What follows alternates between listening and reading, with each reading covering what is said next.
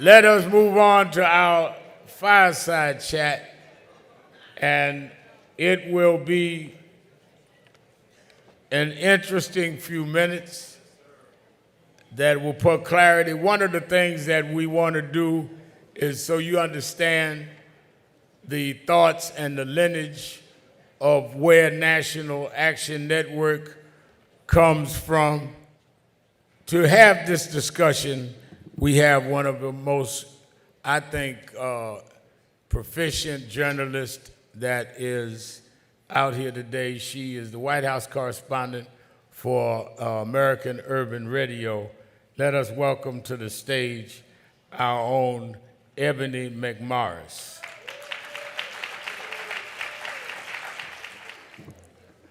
Well, it is truly an honor to be here at this conference, and let me just begin by quoting our brother Representative Justin Pearson, who just recently said, "They tried to expel the people's vote, but they awakened a sleeping giant." I love it. It is also an honor to moderate this chat and represent American Urban Radio Network, led by our president, CEO Chesley Maddox Dorsey. AURN is Black owned and operated. There she is. Let's give a round. We're celebrating 50 years and 30 years in the White House. Let me tell you, I can count on one hand how many Black owned and operated stations are sitting in that briefing room, and that is a problem. But just like Allison Dunnigan, who was the first White House correspondent, she said, while the role of the Black press is that of objectively reporting the news as it happens, it has another function equally as important, and that is fighting oppression. Amen, y'all? So let me get started as I sit in between these two titans and giants and fearless leaders. Rev, I want to start by saying that the date of this conference is more providential than coincidental. To both Rev Sharpton and Dr. Dyson, it's quite telling and perhaps even destined that as we gather here today to discuss the pathway forward in social justice, we are witnessing two significant events occurring, not far from here. The one, President Trump being deposed in this $250 million civil suit brought on by New York Attorney General Letitia James, a Black woman. And on the other hand, we see Justin Pearson being sworn back into office in Tennessee, where we saw the blatant disrespectful display of racism while ignoring and trying to overshadow the loss of lives due to gun violence. My question to both of you, and Rev, I'll start with you, is how do these simultaneous events serve as a reflection and the challenge we face in the pursuit of justice, and what can it teach us about our next steps? Well, I think that it instructs us in several ways. One, the reason that Trump is being deposed by Tish James is because we elected Tish James. Come on. Right. For all of those that say voting doesn't matter, it is my contention that if you had another attorney general there, they would not have gone after Donald Trump. The things that Donald Trump is being accused of in the lawsuit goes back many years. Defrauding banks, misrepresentation of things, getting loans when you really didn't have what you claim you had over many years. Well, the real question is, why was he allowed to do this many years and the other attorney generals didn't go after him? So you need to have people in office that protect the interests of the people of the state, not protect the interests of their friends. So that's one. The power to vote also is in Justin Pearson being sworn back in, because the people there that voted for Justin Pearson and Justin Jones were saying you cannot flip our vote, put somebody in temporary until you have a special election. We decided this, And in case y'all didn't notice, let's remember now, it was the city council in Shelby County decided this in Memphis on Pearson. It was the Nashville City Council decided they have to get elected. So they didn't do it because they are such champions of justice. They did it because the voters would have voted against them if they did not replace them. When we did the fight and continue to fight for Tyrese Nichols, and many of you saw Tyrese Nichols' parents were here yesterday and they're still here. Well, Tyrese Nichols and his parents live in Pearson's district. When I went and did the protest down in Memphis, and then I did the funeral and eulogy, Pearson was there. So these are not people disconnected from the community. They were voted on by the community. What we must not get caught asleep on, is very important for the delegates here around the country, is we must not celebrate the renomination and the swearing in of Pearson and Jones as the victory. Right. The victory is dealing with the gun legislation. Yes. They will give you, okay, fine, they reinstated, that's what I'm looking for. They reinstated, so y'all shut up. No, why did you put them out? Right. About them protesting guns. Right. That's the made issue. It a race issue. And a lot of us miss the forest for the trees. Oh, we got them reinstated, move on to something else. But they still got guns in Tennessee and all over. That's what they were, in many ways, expelled about. Don't forget now, the real danger, the real fear to me is when you see a white Christian school shot up, 6 people dead, 3 of them 9 years old, white babies that look like their children and grandchildren, and they still won't change the gun law. They've gone to a point of no return. We must have a political movement that takes them out of office. Them are not black kids now. Right, right. And the untold story is these 2 black legislators stood up for their kids when they wouldn't stand up for their kids.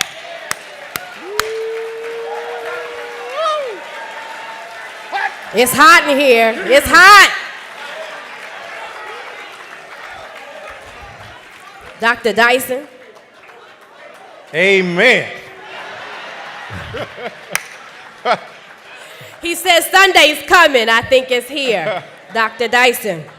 Yes, ma'am. What do you want me to? In light of that, when we look at these 2 things happening at the same time, how should we look at the challenges? Same question that we're facing when it comes to the issues and about justice, and what does it teach us as far as the steps, right? How do we turn this not into just this moment, but keep this movement going?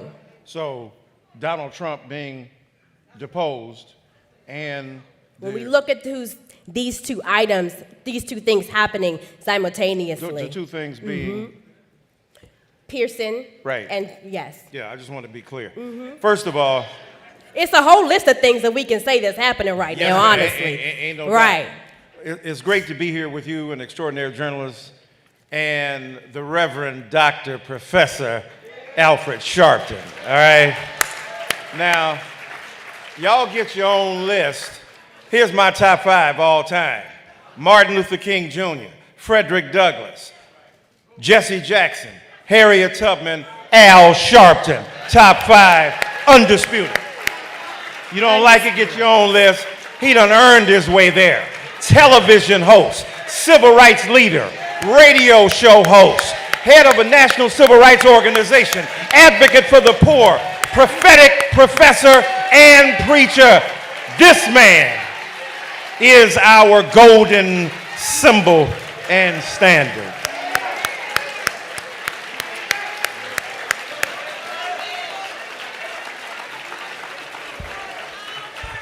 I think we should raise an offering for Dr. Dyson.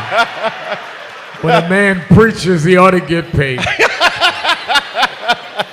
Well, and thinking about, look, and I agree with Reverend Sharpton on 99.9%. Banning the blue pill, he got me nervous. So, I'm talking about the Matrix. What y'all talking about? Right.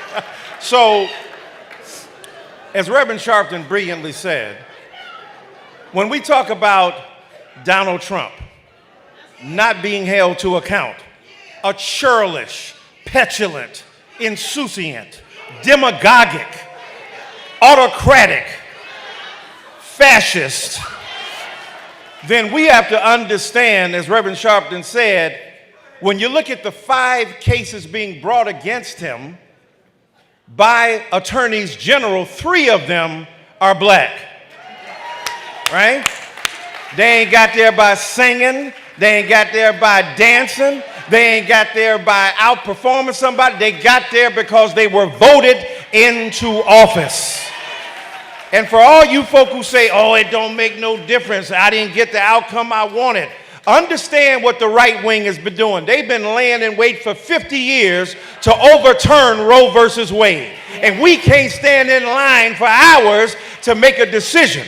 Is it wrong that we have to stand in line? Yes. Is it wrong that we can't be given water in some states while we're standing there? Yes. Is it wrong that they deny us supplements and victuals while we stand there? Yes. But you come from a people when they gave them jelly bean tests.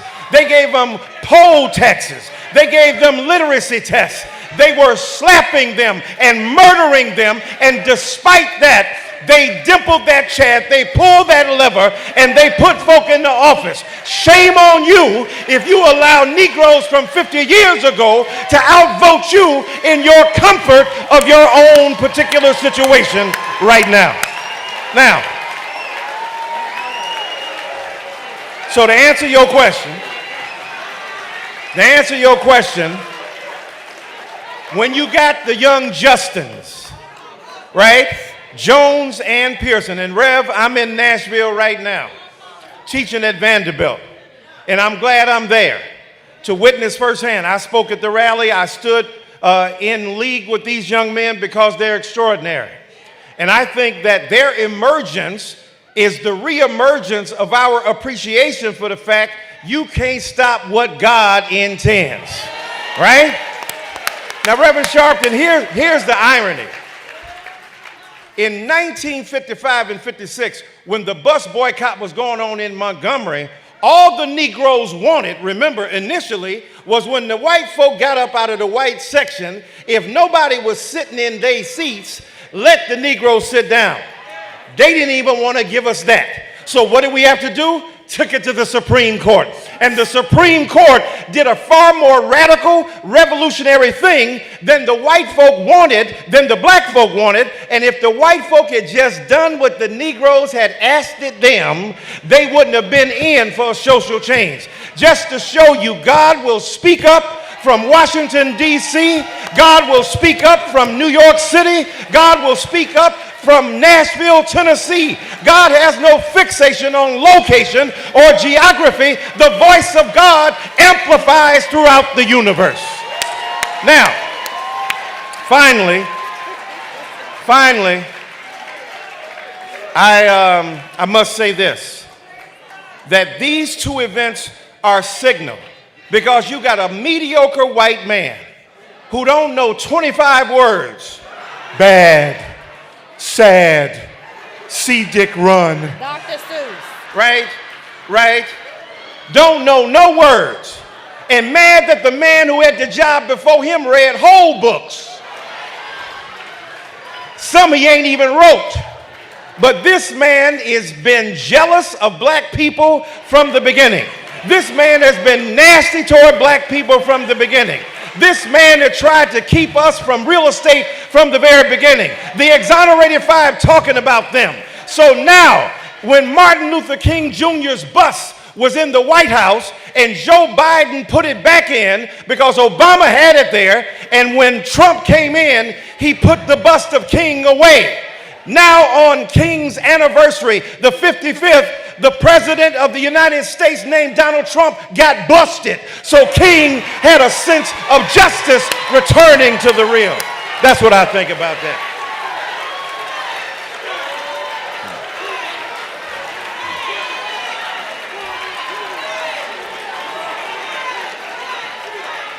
I think we can clearly say that the doors of the church are now open. If you don't know, now you know. Rev, a lot of times we hear people talk about this resurgence of white supremacy. I feel like it's never left, it's only shape-shifted. You know, for example, we don't drink from fountains that say black only, but yet there's a staggering percentage of poisoned water in black communities. Even when it comes to our neighborhoods, the mortgage doesn't say, or neighborhoods for blacks only, but we continue to deal with redlining and segregation in our communities. So we're talking about the legacy and the impact of NAN and the work that you've done. In this time, what is it that you want to encourage because of the success of NAN and what you've done in communities? Many of you, how many of you are part of other organizations, you're leaders and activists in your communities, and they're saying, okay, Rev, you've laid out a blueprint. How can we go forward? What are some things that you can tell them, some strategies? Well, see, I think that one of the things that we get confused is that it's like a highway. There are different lanes on a highway, but we all are headed the same place. That is, Doc. And sometimes we get to arguing between lanes rather than to go for our destination. We had in the post-slavery days, we had Frederick Douglass, we had Blyden, we had Henry Garrett, we had Martin Delaney, Yes. all at the same time. In the early 20th century, we had the NAACP formed, Urban League formed, Du Bois was there, Garvey came by 1917, all at the same time. In the 60s, we romanticized the 60s. We had Dr. King in the South, Malcolm in the North, Adam Clayton Powell in Congress, Thurgood Marshall on the Supreme Court, Fannie Lou Hamer in Mississippi, Gloria Richardson in North Carolina, all at the same time. So how do we get to the 21st century with all of the now social media that we didn't have? We got cell phones, Twitter, Instagram, TikTok. We got 100 cable stations, and now all of a sudden we can't have one Negro talk at a time. Come on. We have never been one way. So the conflict is not between organizations. The conflict is between understanding. Good God Almighty. What we do started in the black church, rooted in the nonviolent direct action philosophy of Dr. King, is we keep that lane going. I was trained by her father, Dr. William Augustus Jones, and his father, Jesse Jackson. I didn't jump up here with a tracksuit and did this. I was trained how to do this. Good God. That's why I've been able to do it longer and stronger than anybody in the country. Whether y'all like my hair or not, y'all like what I did. Come on, Doc.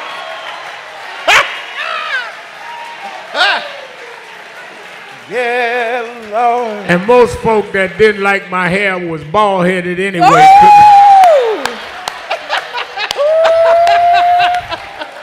Now, I didn't know it was going to be like this today.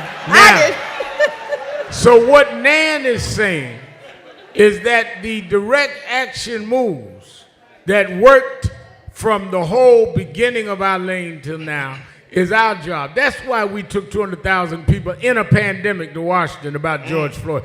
Largest march during the George Floyd era was what Nan did on August 28, 2020. Is that not right?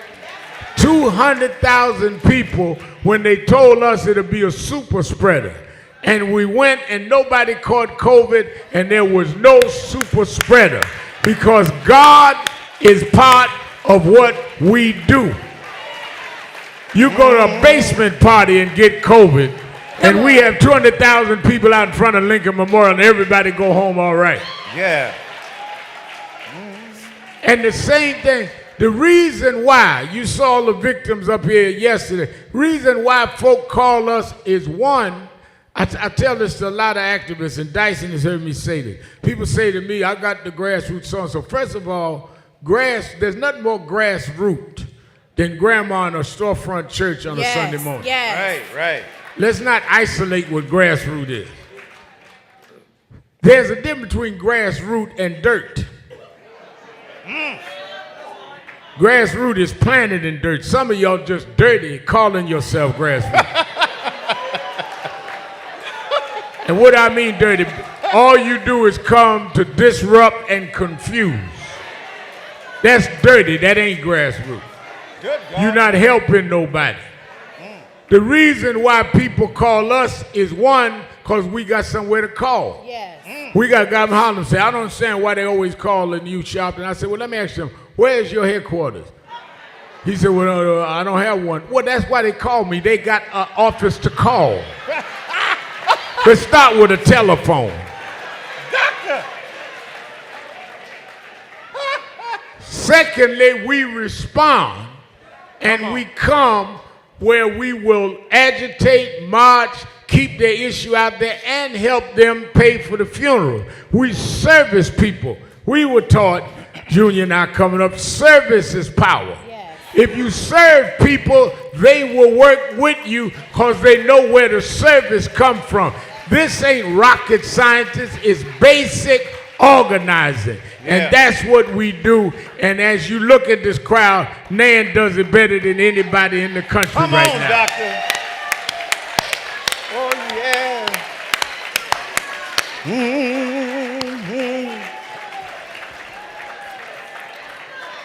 My God.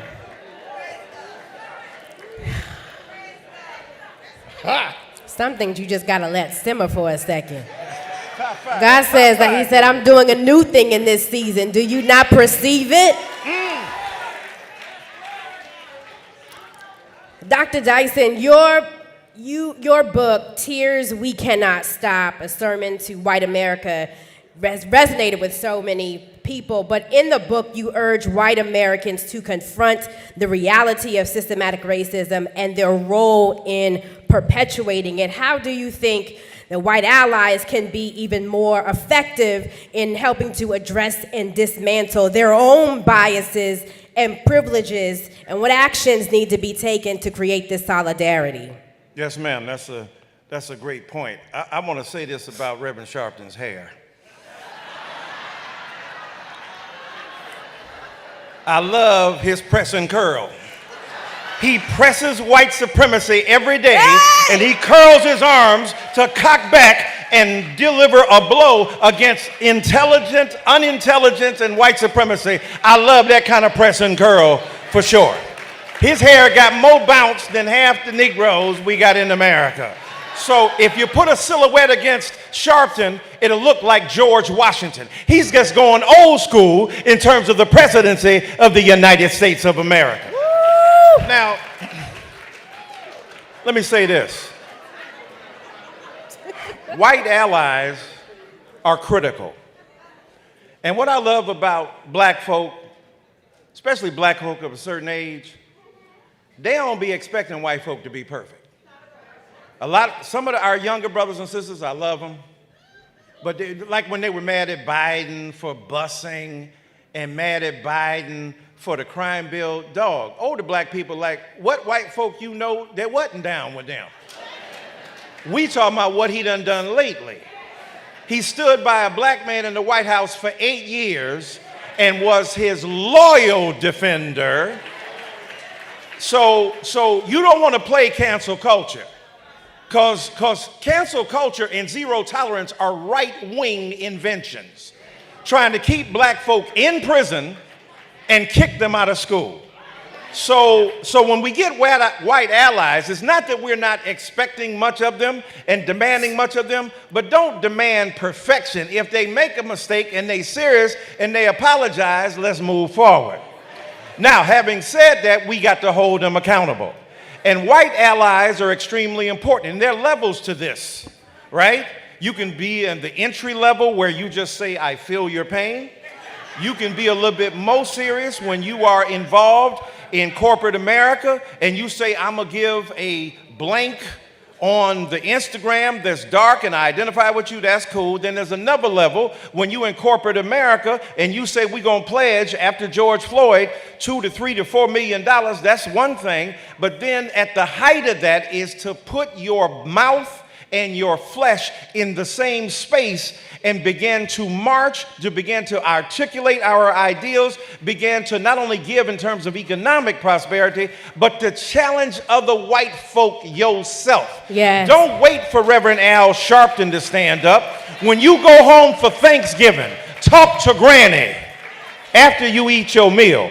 And then talk to your cousins and them and challenge them in their face about what they're doing that is vicious, that is invidious, that is destructive. And at the end of the day, work with black folk, Latinos, Native people, and indigenous folk to make this a better world. There were many places, and I'll end here, on the George Floyd March where white folk were marching nearly by themselves.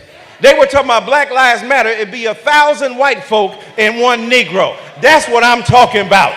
Get up and represent us. And when you represent us in our absence, when we are present, we'll be stronger because you've challenged the white supremacy that is the source of your own identity and your birth as well. Let's give Dr. Dyson a round of applause. Let's give Reverend Sharpton a round of applause. And thank you, Rev, for the work that you are doing. I want to remind people, if you have not checked out Loudmouth on Hulu, which is the documentary on Rev Sharpton, please make sure you do so. My name's Ebony McMorris with AURN. It has been my pleasure.